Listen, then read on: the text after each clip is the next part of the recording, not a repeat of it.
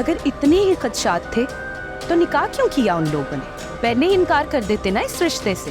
कैसे इनकार कर देते, कोई और ऑप्शन भी तो नहीं था। सांसों को मेरी गिला मुझसे कैसा, खुद ही है खुद को मिटाया। क्या हुआ, कुछ भूल गई थी क्या? भूली नहीं, बस आपसे एक बहुत ज़रूरी बात करनी थी। बहुत हिम्मत करके आपके पास आई हूँ, आप बस मेरी बात का बुरा मत मानिएगा। अब पूरा इवेंट ये सोचती रही कि आपसे ये बात करूँ तो कैसे करूँ या रहने ही दूँ, लेकिन मुझसे रहा नहीं गया।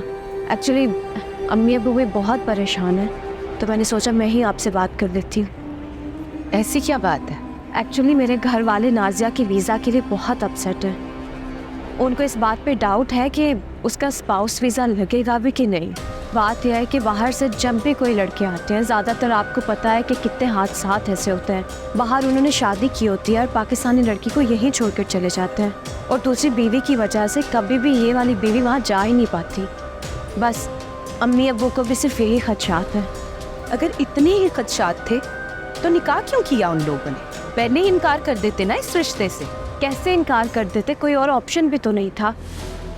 नाज़िया आपी का जो भी रिश्ता आता था, लोग मुंह पे इनकार करके चले जाते थे। ऐसे में उबैद का रिश्ता कोई गनीमत से कम थोड़ी था। आप लोगों ने जैसा कहा अम्मी अब्बू ने कर दिया।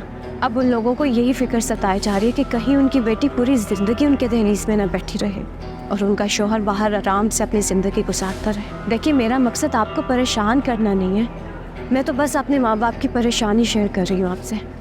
आई होप आप मेरा मकसद ज़रूर समझेंगी।